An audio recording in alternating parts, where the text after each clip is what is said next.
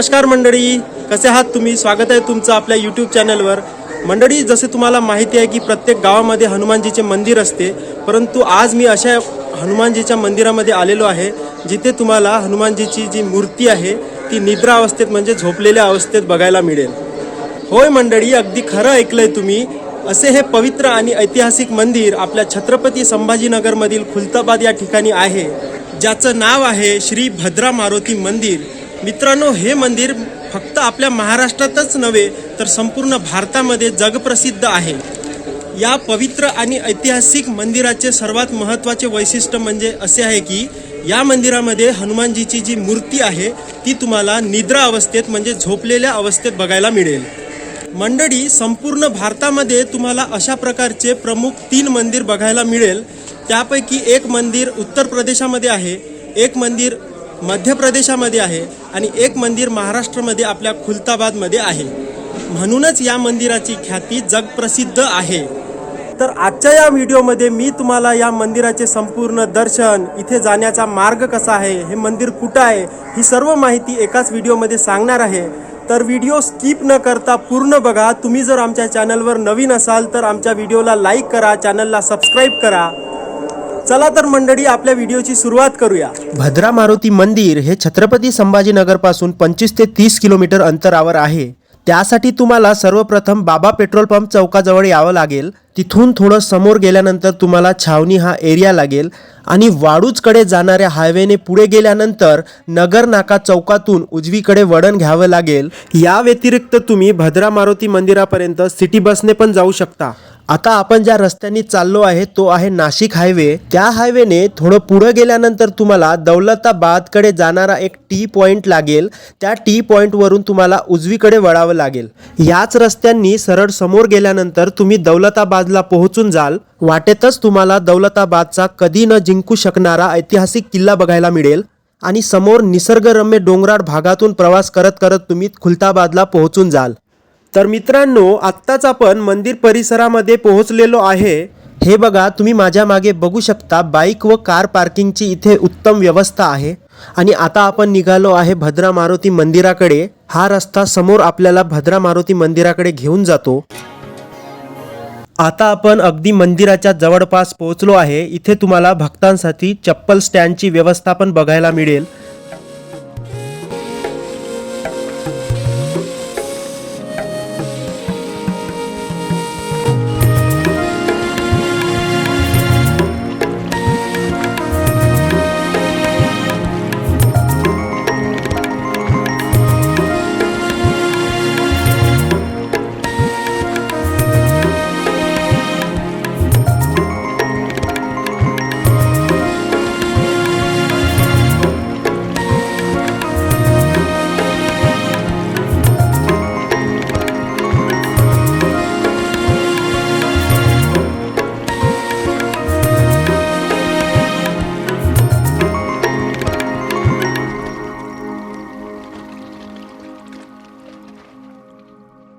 मित्रांनो, तुम्ही बघू शकता हे आहे श्री भद्रा मारुती मंदिर. आज शनिवार असल्यामुळे या मंदिरामध्ये भक्तांची खूप गर्दी दिसत आहे.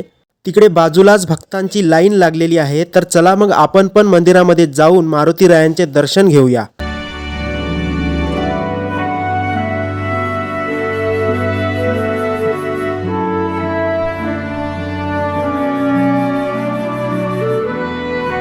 मित्रांनो, या मंदिराची कथा खूप रंजक आहे. पौराणिक काळानुसार इथे भद्रसेन नावाचा एक राजा राज्य करत होता, जो प्रभू श्रीराम यांचा निस्सीम भक्त होता.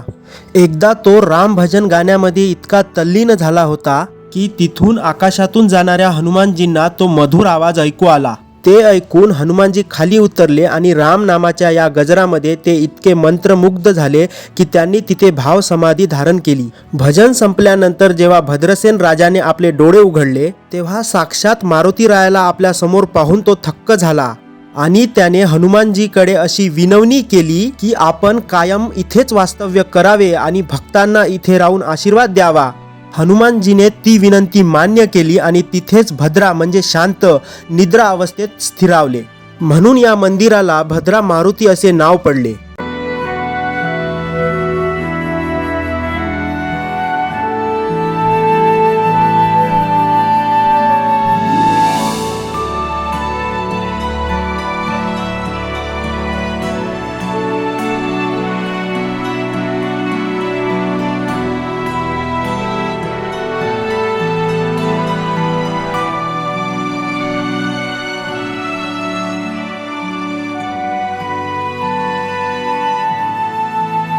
मित्रांनो, असं मानलं जातं की हा मारुती नवसाला पावतो, त्यामुळे अनेक लोक इथे आपली इच्छा पूर्ण करण्यासाठी येतात आणि मारुती रायाकडे प्रार्थना करतात. मंदिराच्या बाहेरच तुम्हाला छोटी मोठी दुकाने बघायला मिळेल, जिथे गोड तेलाच्या छोट्या छोट्या बॉटल्स विकायला दिसतात. या दुकानांमधून मिळणारे तेल घेऊन तुम्ही बाजूला असलेल्या शनिदेवाच्या मूर्तीवर जाऊन ते तेल चढवू शकता.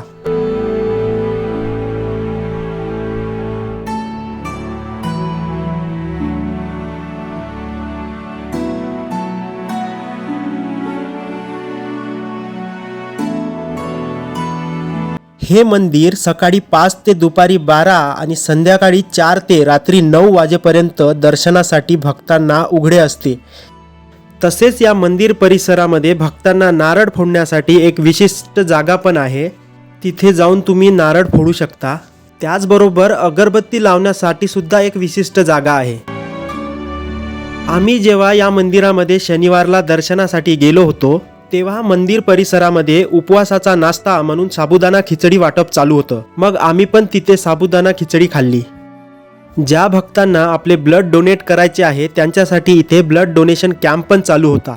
त्याचबरोबर मंदिर परिसरासमोर तुम्ही गेल्यानंतर तुम्हाला तिथे काही मिठाईचे दुकानं सुद्धा बघायला मिळेल. तिथून तुम्ही पेढे किंवा प्रसाद खरेदी करू शकता. आणि भक्तांचं ऊन, वारा, पाऊस यांच्यापासून संरक्षण होण्यासाठी समोरच तुम्हाला एक मोठं शेड बघायला मिळेल. मित्रांनो, दर्शन झाल्यानंतर तुम्ही मंदिराच्या मागे येऊ शकता. मंदिराच्या मागे खूप सुंदर अशी जागा, तुम्हाला मोकळी जागा बघायला मिळेल.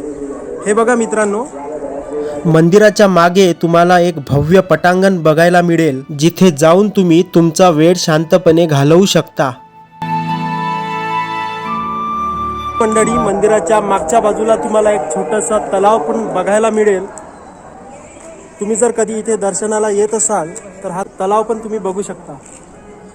तलाव तर म्हणता येणार नाही, हे एक छोटंसं व सुंदर कुंड आहे, ज्याचं नाव आहे कुशकुंड. तर मंडळी, नवसाला पावणाऱ्या या हनुमान मंदिरामध्ये तुम्ही कधी दर्शनाला आलात का? नसेल तर मग नक्की या मंदिरामध्ये भेट द्या आणि दर्शन करा. ज्याच्या मनी वसतो श्रीराम, ज्याच्या चरणी झुकतो सारा संसार, तोच तो अंजनीसूत हनुमान. तर मंडळी, हा होता आमचा श्री भद्रा मारुती मंदिराचा व्लॉग. जर तुम्हाला आमचा हा व्हिडिओ आवडला असेल तर व्हिडिओला लाईक करा आणि कमेंटमध्ये जय बजरंगबली असे लिहा. तसेच तुम्हाला आमचा हा प्रवास आवडला असेल तर आमच्या चॅनलला सबस्क्राईब करा. तर चला मग मंडळी, भेटूया पुन्हा एकदा नव्या प्रवासामध्ये आपल्या याच चॅनलवर. तोपर्यंत धन्यवाद. जय बजरंगबली, जय श्रीराम.